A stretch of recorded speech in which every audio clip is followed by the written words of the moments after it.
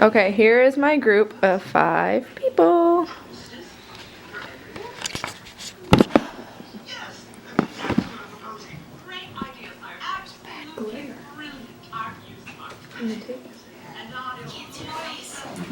Yeah.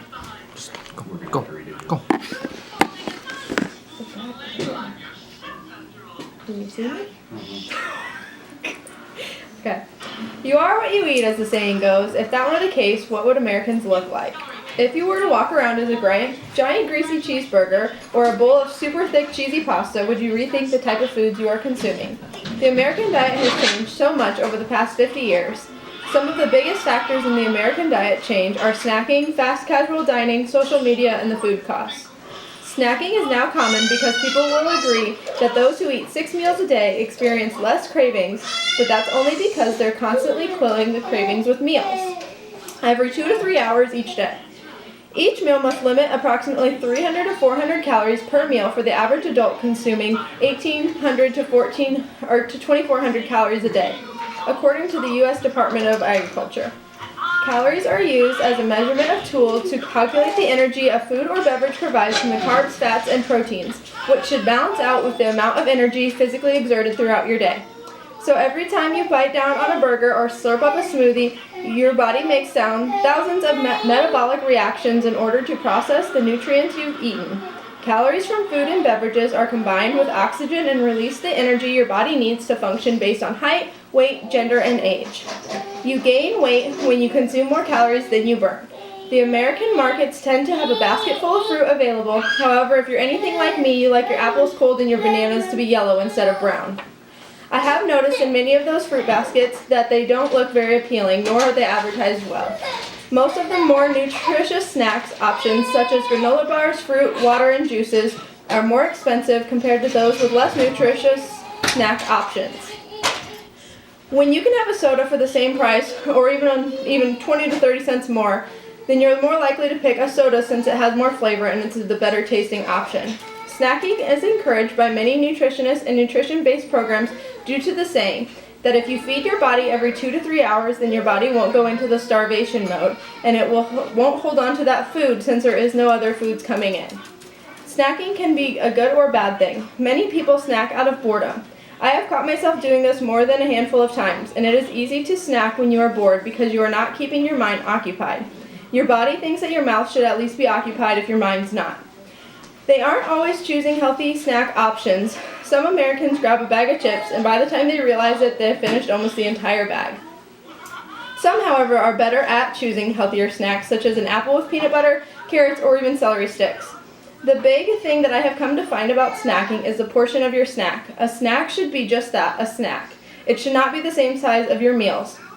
Snacking gives your body energy and nutrients throughout your day. Snacking in children is sometimes more encouraged than adults because their bodies are constantly growing.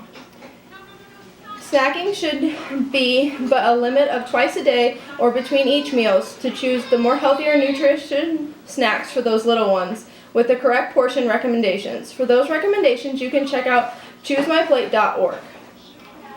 Fast foods often contain many calories and too little nutrition. If fast food is a regular component of your diet, then you may find yourself struggling with weight problems and ill health. Fast foods can cause extra calories, insulin resistance, high blood pressure, bloating, puffiness, shortness of breath, depression, dental distress, blood sugar spike, a weight problem, high cholesterol, be hard on your heart, gives you headaches, or can cause acne. According to the CDC, the definition of obesity is when your body mass index is 30 or higher. Your BMI is a calculation of your height and weight. Fast food restaurants are the #1 contributor, in my opinion, to poor nutrition choices for most Americans. The convenience is the #1 factor when many Americans are in a hurry. The fact that you can order an entire meal throughout the drive-thru and have it within your lap in 2 to 3 minutes makes it popular on many of the families. Unfortunately, when you are ordering from those fast food places, you are not considering what you are consuming. Personally, when I have ordered through a drive-thru window, I find myself sluggish after consuming my meal.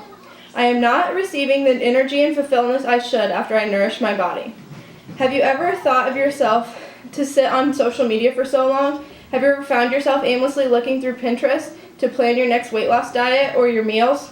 According to the Ruger's Vision article, statistics show that the average person spends at least 89 minutes per month on Pinterest. Social medias have taken a huge toll on the American nutrition through the decades. Social media has become a huge form of advertisement, and there are also sites with videos and cooking videos and recipes that are most important to remember that even though it is a site that it seems like a healthy recipe, do your research and understand the nutritional science based on evidence, such as the information distributed by the Academy of Nutrition and the dietitians or the United States Department of Agriculture. You can also track your meals and weight loss using the government social media sites, such as the USDA website, SuperTracker, or MyPlate. Now on to the cost of making healthier food choices.